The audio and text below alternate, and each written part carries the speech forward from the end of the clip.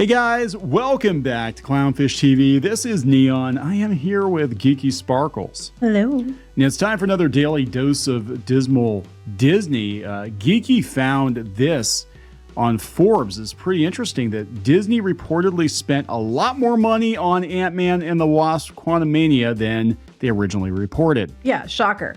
Oh my God.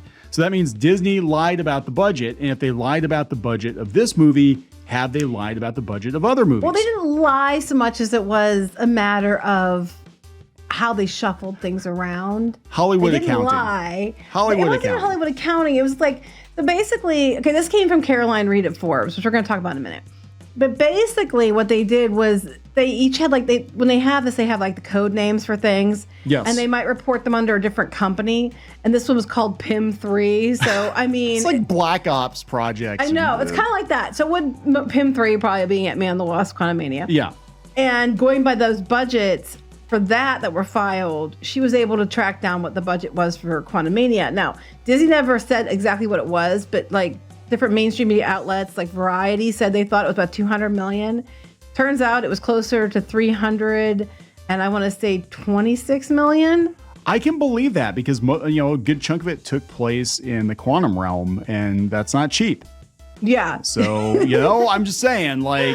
But it wasn't. But remember, it was so bad that everybody complained about the CGI. Yeah. That led to the VFX artist, unionizing over the whole ordeal, mostly because of this. So anyway. Before we get into any further. Please subscribe for more pop culture news, views, and rants. Guys, yeah, woohoo if you do. Woohoo! Check out our Patreon, patreon.com/ or I guess just / I keep saying / Clownfish TV. It's funny. If they'd only thrown another $100 million at this movie, maybe they could have made it look good enough to. Well, they didn't make enough money to begin with, so. He just needed, that's Disney's MO though. Just throw more money at it. Well, that was, and now they can't do it. So now they're like, crap, we gotta figure this out. But it was bad enough, and we knew they lost money on it, but it sounds like it's worse than it was. So the film only made like $476.1 million. Wow. And you have to remember, whatever the budget is, double it to at least break even. Yes, at least. I mean, we don't know, again, what the marketing budgets are they bury that stuff too. But yeah, so God, I didn't realize it was that low. I mean, I should have because we talked about it. Yeah, it was. For a Marvel movie, and this is the movie that was supposed to be the lead into Secret Wars with Kang. Mm-hmm. That's not good. And they said, it's okay because we double your budget, 400 or 200 million be 400 million. So it probably made a little bit of money. No. Turns out it was closer to $326.6 million for the budget, according to Caroline Reed. So if you go out to the Forbes article, all right, we can look what she said. There you go. All right, Ant-Man and the Wasp Quantummania set to blow its budget as costs surge to nearly $330 million. I gotta say, I do really like Caroline. Heart to you, Caroline. She is not putting up with Disney's pixie dust any longer. No, I feel her. Anyway, continue. Yeah, well, she says this too. She says the majority of the movie was set in the quantum realm, which increased the post-production workload after filming wrapped in November of 2021. And they said, they created these psychedelic effects, and it sent the cost soaring far beyond the $194.7 million spent on pre-production and filming, as revealed last year. When you're hearing the $200 million, it was pre-production. That was before all of the work done in the special effects. And then even then, the special effects are crap. But to be fair, it wasn't really the VFX artist's fault. We'll talk about that in a little while. Yeah, so it's hard to tell from the film. Quantummania was made in the UK, and it had a magic touch on its finances. And we talked about that in relation to Star Wars, too. And I think she did an article on that. She's basically breaking down Disney's bullshit. And she was talking about how Star Wars movies didn't really make as much money as Disney tried to tell investors that they were. And she's like, yeah, this one didn't either because they had tax credits. Yeah, and if you go down a little bit more, it'll tell you the actual amounts. This is talk about UK and stuff. So keep going down. Keep going here about the PIM. They'll talk about here. Well, first of all, the filings reveal that she found, and I'll explain where she got that in a minute. $326.6 million in costs, which is 63.3% higher than the estimates Variety gave, which would probably be pre-production. In the UK, they got go down a little more. I think the UK gave them a 50. I think it's 25%. They said. No, there's a total. Keep going the other way. Okay. They gave them a $50.6 million reimbursement credit for filming in the UK. So that brings it to about $276 million. Wow. For the total cost. And then it only made $471 million. So it would have had to have made at least $550 to $600 million just to break even. If you're not even counting marketing and things like that. Because the filing she found, which we're going to go back up in a second, it was for the end of 2022. For the end of December 2022. Leading into 2023, and the movie was released in February of 2023. But there might have been some expense in 2023. In marketing and stuff that wasn't counted on that. Right. So, I mean, that's what it was to that point. But that was the end of December, but the film didn't release to February, like the middle of February. So there was probably expenses that were in there as well that aren't probably even counted on this. So if you go back up, they're talking about the PIM here. They said detective work was required to obtain the financial statements, as the company often have code names to stop them raising attention with fans when they file permits to shoot on location. A lot of Hollywood does this. It's not surprising to anyone. Blue Harvest. Yeah. The Disney subsidiary behind Quantummania is called Pym Productions 3. Because Pym Particles, Hank Pym, who wasn't Ant-Man and stuff. Its latest financial statements were logged in December to cover the year ending in December 31st, 2022, which was just over a month. It was about 6 weeks before the movie was released. Wow. Yeah. They revealed the $326 million in costs, which are a staggering 63% higher than the estimate Variety claimed. Oh my God. Again, I have to wonder, and I think I already know the answer to this one. Are they lying about other movies?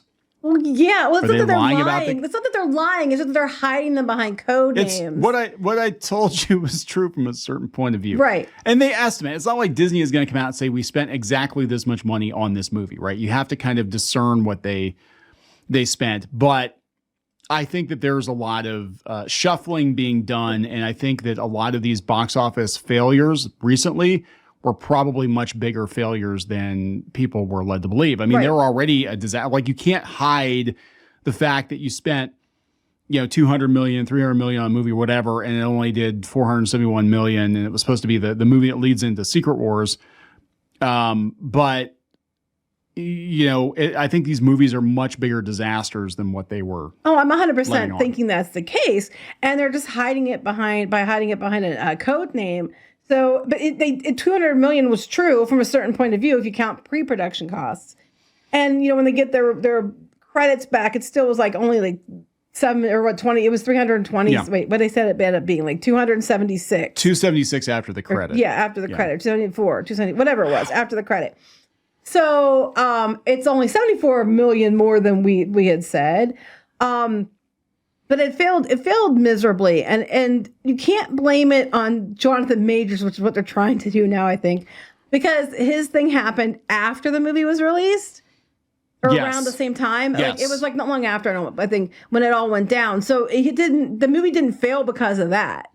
No, the movie failed because it was dog shit. And the CGI was terrible. Well, they mentioned that. They talk about MODOK being a laughingstock of the internet. Yeah, and they said that MODOK looks like a character from Spy Kids 3D Game Over. Yeah, and then they bring up Victoria Alonso getting gone. Yeah, which I didn't even bring that in my article. But if you go back to my article, I actually found I have the information from the people that were working on the VFX, and we talked about it before. That they said about how bad the CGI was. Keep going down. And you can see here, this was a VFX artist who referred to himself as Jim, because I don't think he wanted people to know who he was. They said what happened basically was, with Ant-Man in particular, they kept wanting to work on stuff, and then the people up above them would decide to change things without giving them the time they needed to change it. So hence, when the movie came out, a lot of things weren't finished. They said for Ant-Man, there were a lot of editorial changes happening towards the latter third and fourth of the project that were just too late. There's a point of no return, why certain things were changed, why certain notes were nitpicked longer than they should have been. That's on Marvel, but it definitely did cause a lot of tension, turmoil, and weight on everyone, and is what led to the effects looking terrible, and some of them not even finished. Yeah, in the film. Well, I mean, we're seeing movies get patched now. I mean, freaking Cats. Oh yeah, really, that was a while ago. And then they updated it because all the theaters are digital now, so they had a patch for Cats. So wasn't that the butthole patch? I think it was the butthole patch. Was it the butthole patch? I don't remember. But anyway, the effects were bad because they were not given the time to do it. And that this movie triggered a lot of things. It triggered Victoria Alonso, I think, getting gone. They said it was something else, but I think it was because of this. Because a lot of the VFX people said that she was the one making the environment toxic. Then by the summer of last year, the Marvel VFX people decided to unionize. Yep. And all that happened, I think, as a result of this, and about how Disney keeps, putting too much demand on the people they have, and then they don't get enough people to work for them. And then even hiring outside, people won't take the work because working with Marvel has not been a pleasant experience, according to them.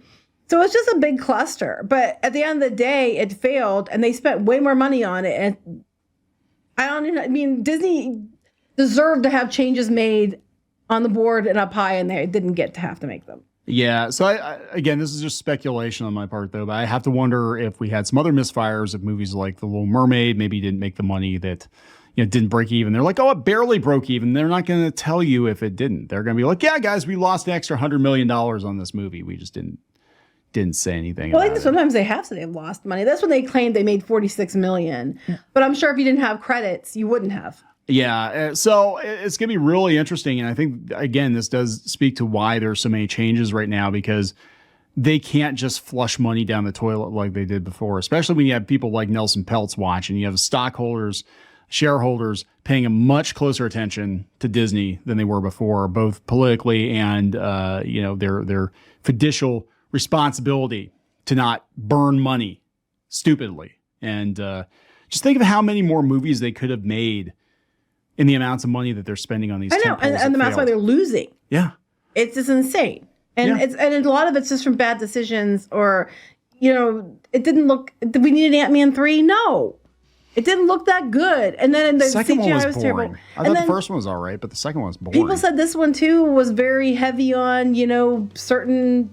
Heavy-handed in certain ways, like you expect, with the Marvels. And the Marvels is another huge disaster. The only one they had that did quasi-decent, what actually did perform and probably made money, was Guardians 3. Yeah, but that was going to, because Guardians are kind of like in their own little pocket universe, and that's James Gunn. And it's going to be the same way with Deadpool and Wolverine. I think Deadpool and Wolverine is going to make money, but that doesn't mean Captain America is going to make money. I don't think it's gonna. That and Thunderbolts, I think, why? Why are you wasting this? And I've heard rumors that basically with Blade, they're going back. Remember we talked before how, it was going to be about his daughter, or it was about women. And well, now they're saying that they've heard it's stripped back down to being about Blade and vampires. That's literally what Blade does. He hunts vampires. Yes, that's what it's stripped down to now, which is what people flipping want. Here's an idea. If you give people what they want and stop trying to shoehorn in shit they don't want, you make money. Here's an idea. If you stop making these live action remakes of every damn animated show you've ever done that no one wants anymore and no one's going to see, you're going to save money. Look at that. Imagine that. Yeah, I think Disney just got too big. They got too big for their britches. They got a lot of people in there making poor, terrible decisions based on agenda reasons that have bit them in the ass epically. Nobody wants to get bitten in the ass. That's not the epic universe that, they should, that's two epic universes they have to worry about. All right. So, are we going to wrap this up? Yes. All right, guys. Please subscribe. We'll talk later. Bye.